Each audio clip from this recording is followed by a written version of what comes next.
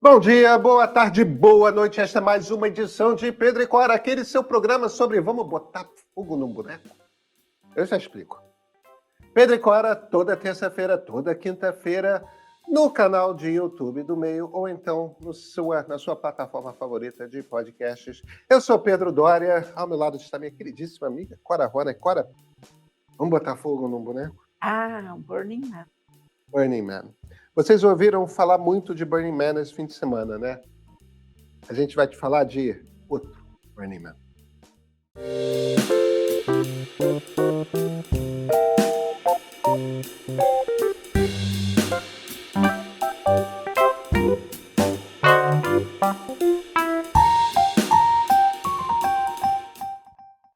Sabe, Cora, esse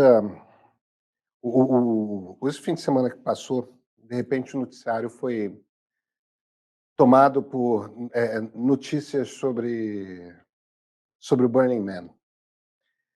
E, enfim, todo mundo acompanhou. Choveu que não acaba mais, e entendo chovido que não acaba mais, virou um perrengue, né? Aquele bando de gente acampada no deserto de Nevada. E enfim, foi muita gente teve, enfim, teve até morte, né, não foi uma coisa tranquila. Mas eu sei que, de repente, tudo quanto é lugar que você entrava, inclusive na internet brasileira, estava falando de Burning Man. E eu me toquei, de certa forma, e isso certamente vale para você também, que o significado que Burning Man tem para mim é muito diferente do significado que Burning Man tem hoje em dia para a maior parte das pessoas. Com certeza. Não é? Porque se você viveu intensamente cultura digital no século passado, Burning Man é outra coisa. Era completamente diferente. Porque o que me vem à cabeça? Hoje, e eu não falo isso como demérito de forma alguma. Hoje é uma coisa que, primeiro, para você ir para um Burning Man, você precisa de um bocado de organização e você precisa de uma quantidade de dinheiro, porque é uma brincadeira, cara. Burning Man é um troço que nos anos 90 era uma coisa da contracultura, Completamente. era uma coisa daquelas pessoas de São Francisco E era uma que coisa muito pequena, né? era muito menor, era muito Era menor. uma era uma coisa pequena, era uma coisa que durante algum tempo aconteceu em São Francisco, propriamente dito, Na então você praia. imagina na É. praia. E, aí depois eu acho que o pessoal começou a reclamar. Porque começou a juntar muita É. gente, e a praia de São Francisco não é exatamente grande, né, Cora? Não, Eu não sei nem se dá para chamar de praia, mas teoricamente tem areia e tem de mar. praia. Tem areia e tem Não dá pra mar. é gelada, Gelada. você não põe o pé naquela água, mas Gelado é o meu chuveiro quando eu não ligo o chuveiro elétrico. Aquele troço ali, nossa senhora. pô, assobiar. Mas vou te dizer que eu me diverti muito com essas notícias do Burning Man, morte à parte, mas ver as pessoas atoladas no lamaçal é sempre uma certa alegria quando você está a seco na tua casa, né. Muito espírito de porco. Mas em relação a esses festivais eu sou, porque eu hoje já estou naquela idade em que eu me oriento por aquele sábio ditado antigo, diz que boa romaria faz quem sua casa fica em paz. Sim. E eu também devo te dizer que nos últimos anos eu peguei um certo ranço dos frequentadores do Burning Man.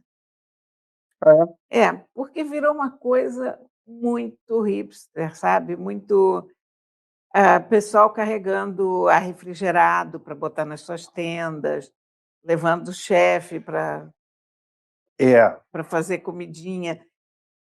Olha aqui, não era para ser isso, né, ok, eu sei, eu estou aqui nessa vibe nostálgica do que era para ser o Burning Man há 20 anos, sei lá quanto tempo. E era uma coisa de contracultura, era uma coisa que você ia com a roupa do corpo, que você ia para fazer o teu próprio espaço para criar tua própria música, não era um festival, sei lá, como o Woodstock ou qualquer um desses grandes festivais que tem uma série de atrações, sei lá, um The Town, não era essa a ideia. A ideia era as pessoas se reunirem no meio do deserto e fazerem a sua própria vida, criarem uma comunidade, Eu acho que vale a era um pena. exercício de comunidade, digamos assim, né. Eu acho que vale dar uma resetada primeiro eu acho que a gente precisa explicar o que que é o Vale do Silício, né, que o Vale do Silício não é uma coisa solta do mundo. O Vale do Silício é todo aquele território que fica ao sul da cidade de São Francisco. E ser ao sul da cidade de São Francisco quer dizer muita coisa. A começar pelo fato de que aquilo é a capital mundial do movimento hippie. Ali o nascimento da É, contracultura. Então, se o Verão do Amor foi em 1969, no Golden Gate Park, os engenheiros que trabalhavam com Douglas Engelbart em Stanford, inventando o mouse, inventando o hipertexto, inventando essas coisas todas espetaculares, eles eram hippies. Eles estavam inventando essas coisas de dia e tomando LSD ou experimentando com meditação transcendental à noite, enquanto ouviam The Grateful Dead, né? Enquanto ouviam Juan Baez, é.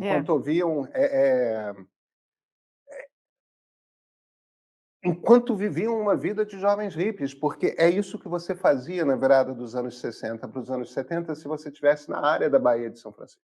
É um fenômeno muito curioso, essa cultura da tecnologia da Califórnia, né, porque foi uma junção de experiências muito diferentes que você não estava habituado a juntar num determinado perfil psicológico. Quer dizer, você imaginaria que o hippie é aquele cara que fica sentado em posição de lótus, filosofando junto com o seu guru indiano e despetalando Malmiquer, vivendo de brisa, sei lá. Você não associa isso com engenharia de ponta? Steve Jobs era hippie. Pois é, E a Apple se chama Apple porque ele morava numa comuna hippie que plantava maçãs. mas pois então, ali aconteceu isso. Essa junção curiosíssima de engenharia de ponta, de um super conhecimento técnico, com uma cabeça totalmente de humanas, né, se você pensar bem. Mas, Foi o bizarro cruzamento. mas é um cruzamento que foi de uma felicidade, É, porque tem uma coisa, eu acho que as pessoas não entendem que até o final dos anos 60, a busca que todo mundo que trabalhava com computador tinha era por inteligência artificial, como a gente faz um computador pensar. E esse subgrupo de cientistas da computação, porque eles estavam na Baía de São Francisco e, portanto, imersos naquela subcultura, eles olharam para um computador e falaram: eu não quero fazer esse computador pensar, eu quero entender como esse computador faz com que eu possa transcender. é exatamente isso. E aí eles inventaram a indústria da microcomputação, É, inventaram o computador pessoal. Aquela coisa. É claro, a Intel estava lá com microprocessador, portanto você tinha o hardware que permitiria aquilo, mas virou uma brincadeira que todo mundo fazia o seu computador em casa. foi uma interseção de exatas e humanas de rara felicidade. E E isso o Burning Man tem muito a ver com isso, porque total. o Burning Man é no festival com essas características dessas pessoas, né. Você tem você tem uma coisa, tipo, quem que frequentava o Burning Man? Um cara que eu conheci bastante, que eu sei que você não só conheceu bastante, como foi muito seu amigo, que é o Barlow. Ah, sim. É, Ele foi um dos primeiros na cena. exatamente. O que ele era? Ele era alguém que escrevia na Wired, era compositor de músicas dos Grateful Do Dead, Grateful Dead. enquanto era assessor de político republicano, né? Era cowboy no Wyoming. Ele era cowboy. É John Perry Barlow que a gente está falando. É uma figura absolutamente Eu adorável. sinto falta dele. Não, um cara brilhante, mas é um cara que veio nos anos 60, que era mesmo um poeta, né? Ele não era músico, ele era poeta, mas que fazia letras para muitas bandas ali da Bahia, de São Francisco, e foi gente com a cabeça dele que criou o Burning Man, que era um festival, que primeiro era um festival de contracultura. Era uma coisa de um bando de gente que, em essência, era ateia, mas queria fazer um festival pagão. Só que para eles não fazia sentido você, sei lá, vou estudar como é a cultura, uma cultura indígena local, ou fazer um festival com Manche, ou Apache, ou Sioux. Isso não fazia sentido porque não era a cultura deles. Eles queriam fazer um festival pagão. Então, na ausência de religiosidade, ou melhor, na ausência de religião, mas não de religiosidade, São duas né? coisas diferentes. Exatamente. Na ausência de uma religião e tomando uma decisão que hoje em dia faria todo sentido, né? Você não vai fazer uma apropriação cultural. Você Você eles vai inventar o teu troço. inventaram um ritual pagão que eles simplesmente construíram eles fizeram um festival de um fim de semana em que eles se juntaram numa praia, cada um com sua barraca de camping, e numa praia em São Francisco, cada um com sua barraca de camping, fizeram juntos, ao longo do fim de semana, uma estátua que é esse boneco, que é o Man, e ao final puseram fogo no Man, né? Burning Man. Você bota fogo nele. Eu ouvi dizer que, na verdade, o Burning Man nasceu para curar uma dor de cotovelo. Aí eu não duvido nada. Que os caras que inventaram o Burning Man foram juntos para a praia e criaram esse boneco, e aí juntou em volta um monte de gente que estava achando aquilo muito estranho e muito interessante, e tocaram fogo naquele boneco para curar uma dor de cotovelo. Mas isso já é coisa do território das lendas, né? Porque como deixou de ser, a essa altura Agora, tem uma coisa ali, que ele sempre foi um troço, porque tipo, um dos caras que estava envolvido no Burning Man, no início, é uma das figuras mais importantes do Vale do Silício, de cultura do Vale do Silício, que é o Stuart Brand. O Stuart Brand é um velho hippie, esse é um velho hippie mesmo, que editava uma revista em Palo Alto, ali no Vale, nos anos 70, chamada The Whole Earth Catalog. E o Steve Jobs cita a Whole Earth naquele discurso famoso dele para os graduandos de Stanford, né? E o Stuart Brand tinha desde o início, desde os anos 70, aquela coisa da sustentabilidade, né? Da coisa ser orgânica, isso é muito curioso, sustentável. né? Muito Muito, pioneiro. Ele muito. fez a Well, Ele fez a WELL, The Whole Earth Electronic Library. Electronic Library. Ele depois pegou essa revista hippie dos anos 70 e reinventou no final dos anos 80 como um BBS, né? Como um ambiente online onde as pessoas se conheciam. Porque essa migração do hippie para o Foi digital, onde para eu eles, conheci o Barlow. é claro que foi onde você conheceu o Barlow. Onde mais você poderia ter conhecido John Perry Barlow, se não na WELL? Mas o Stuart Brand trazia essa coisa da sustentabilidade, então muito no início, eu não sei se na primeira edição do Burning Man, mas desde o início teve uma coisa de você tem que ser sustentável, querendo dizer, principalmente quando eles deixaram São Francisco, porque começou a ficar grande e começou a dar problema, e foram para o deserto Nevada, tinha uma coisa de, olha, você vai trazer coisas, tudo que você vai consumir, você tem que levar. E você tem que trazer de volta. Não deixar rastros. A gente tem que deixar o deserto intocado. Mas nunca foi uma coisa de esbanjamento, tinha uma coisa de muitos brilhos, muitos. Agora, era uma coisa. Outra característica de São Francisco que é fundamental para a gente entender como que o Burning Man se formou. São Francisco, lentamente, a partir dos anos 50, quando os Beats foram para lá, os poetas Beats, né, o que vinham de Nova York, né, Jack Kerouac, o Burroughs, Allen Ginsberg.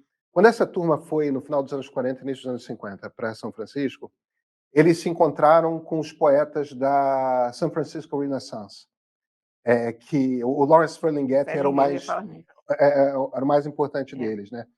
E Gary Snyder, vários poetas de São Francisco. E ali, aquela comunidade deu liga. Aquela cultura de poesia marginal de Nova York, aquela cultura de poesia marginal de São Francisco, de alguma forma deu liga. E isso começou a criar um ambiente marginal, libertário, do ponto de vista do comportamento, que abriu muitas portas e começou a atrair de todos os Estados Unidos rapazes gays. Porque lá havia uma comunidade de homens gays, nem todos esses poetas eram gays, mas alguns eram. O Kerouac era um cara mais no armário, Allen Ginsberg nunca foi uma pessoa no armário na vida. Nunca. Tem Ele era... umas cartas de amor dele para o Peter Orlovsky que são maravilhosas. E isso é uma coisa E muito foram interessante. publicadas.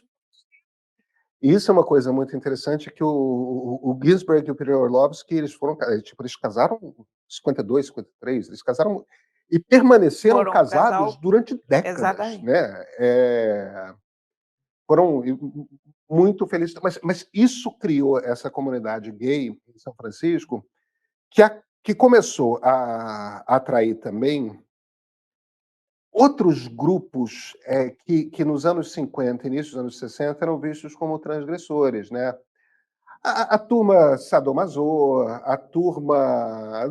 Todos esses tipos de fetiche entre homens adultos e mulheres adultas, entre pessoas adultas, não necessariamente, às vezes na heterossexualidade também, né?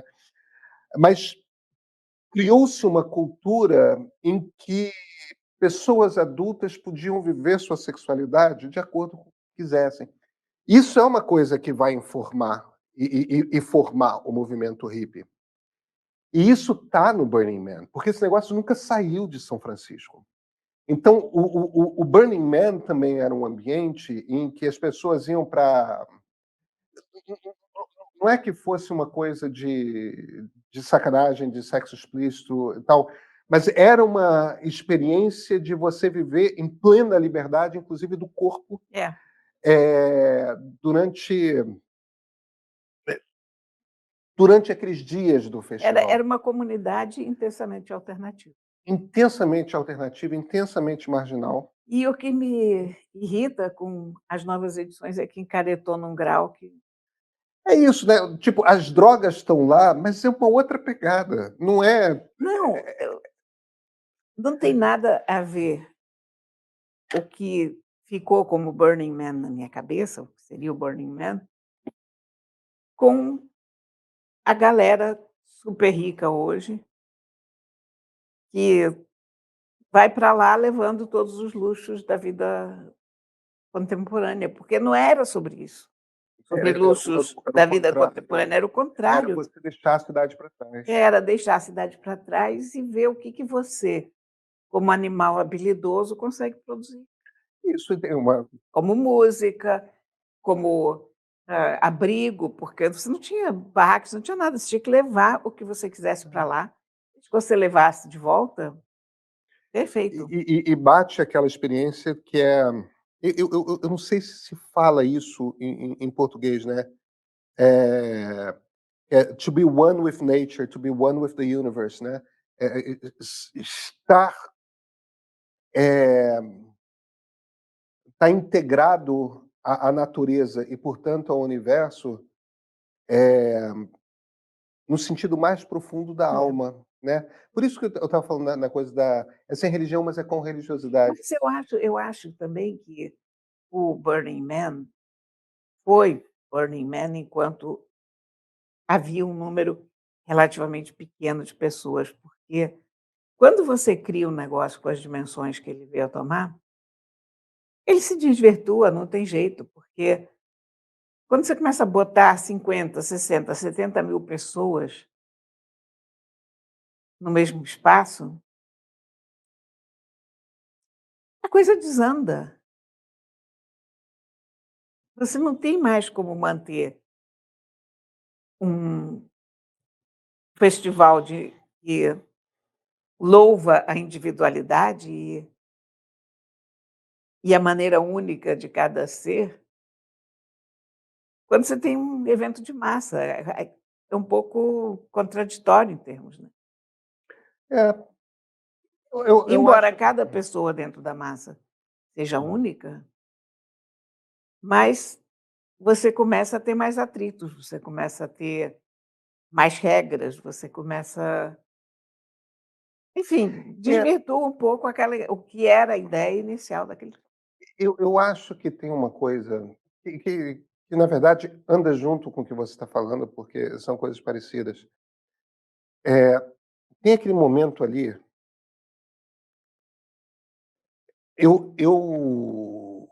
Eu não sei quando você foi ao Vale a primeira vez, mas deve ter sido próximo de quando eu fui ao Vale pela primeira vez.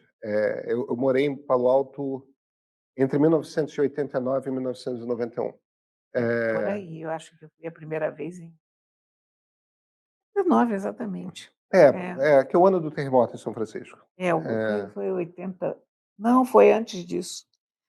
Eu fui em 87, 87. Aquilo era um lugar pacato. Aquilo é um lugar que tinha empresas importantes. Tinha a Adobe, tinha a Sun Microsystems, tinha a Apple, naturalmente. Você tinha empresas importantes, eram empresas normais. Não, você não tinha essa quantidade de dinheiro que É tem hoje na isso, área. é isso. Quando eu lembro, porque como e certamente para você é a mesma coisa, como eu fiquei retornando ao Vale, desde então, eu nunca passei 5 anos sem voltar ao Vale desde 1989, aí você vai percebendo como que o lugar vai se transformando, vai mudando. E Cora, da última vez que eu morei lá, morei lá, eu voltei para o Brasil em 2009. Já era um lugar radicalmente diferente do lugar que eu tinha vivido Ah, 20 anos sim. antes. Ainda assim, é um lugar radicalmente diferente hoje do que era em 2009. No momento que essas empresas, né, as 5 grandes da tecnologia, duas não são do Vale, né? Apple, Microsoft, Amazon, a Alphabet, que é o Google, e Meta, que é o Facebook e Instagram. Três, né? O Google, o Facebook e Apple são do Vale. A Amazon e a Microsoft são mais acima, De são Seattle. de Washington, né? Washington State. Mas é aquela coisa da costa oeste. Depois que essas 5 empresas viraram empresas de trilhão de dólar, a quantidade de dinheiro que circula no Vale do Silício é uma coisa tão absurdamente abissal que, Cora, tem. Não tem como. Eu acho que nunca houve tanto dinheiro disponível na mão de gente tão jovem, tão inexperiente, Eu acho que você tem toda a razão. sabe. Acho que você tem toda a razão. Então isso também criou algumas distorções bizarras, É, é. O resultado é que porque as se. pessoas para ganhar, primeiro que foi ao longo da história da humanidade, nunca foi exatamente simples ganhar esse dinheiro todo. Mas eu tenho a impressão que nunca se ganhou tanto dinheiro tão rápido E antigamente as pessoas levavam muitos anos para fazer fortuna, então quando você começava a ter um dinheiro importante, você já tinha uma experiência de vida também por trás, É, que segurava um pouco a onda. Você não tinha 20 anos. é. Então, você tem algumas coisas francamente esquisitas, você tem distorções financeiras loucas, você tem preços completamente incompreensíveis, e você teve no caso de São Francisco, uma gentrificação abominável, né, que acabou com o espírito da cidade, Acabou com o espírito completamente. da cidade, acabou com o espírito da cidade. Tinha Você sabe que São Francisco teve um cronista que era tipo um Zósimo, né, que era um jornalista chamado Herb Kenn.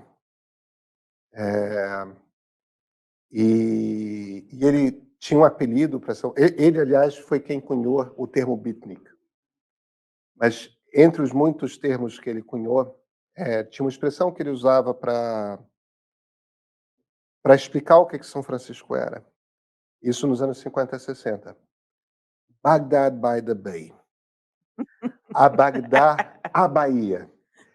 Que era um pouco no sentido, remontando ao que Bagdá foi num determinado momento da Idade Média, que era aquela cidade que é o grande mercado do mundo. Todas as gentes vêm para São Francisco. Você tem gente de todas as cores, de todos os sotaques, de todos os estilos. Quer dizer, ele já percebia ali uma cidade que era uma cidade extremamente tolerante, na qual você tinha a possibilidade de, de encontrar todo tipo de gente. Portanto, uma Bagdá, só que à beira de uma baía, né? Não no meio do deserto. Quando você cria essa desigualdade nesse nível, acaba. Não, acabou, eu tenho pena. Tem Fico feliz que eu cheguei a viver isso de alguma maneira mas já É, era, já era. Olha, eu peguei uma São Francisco em que as pessoas te ofereciam carona. Você estava andando na rua, carregando uma sacola, qualquer coisa assim, e as pessoas passavam de carro, não uma nem 2, todas. "Você está querendo carona? Você está" assim, abordagem cotidiana normal de um ser humano vendo outro ser humano. Era uma coisa que a gente estranhava, porque no Brasil a gente sempre teve problema de segurança, e no Rio nem falar, né. E aqui, em tese, a gente desconfia de qualquer pessoa que aborda a gente no meio da rua, quer dizer, primeira reação da gente é: "Opa, o que vai acontecer, né?". E lá não, né. Então você chegava lá, era um outro espírito, você ajudava as pessoas, que criam um espírito gentileza, de fato gera gentileza, né. claro. Porque aí, quantas vezes também eu vi pessoas carregando sacolas ou fazendo alguma coisa que precisava de uma ajuda, e você ia lá espontaneamente oferecer ajuda, e fazia um amigo e acabavam tomando café na esquina. Acho que no fim das contas,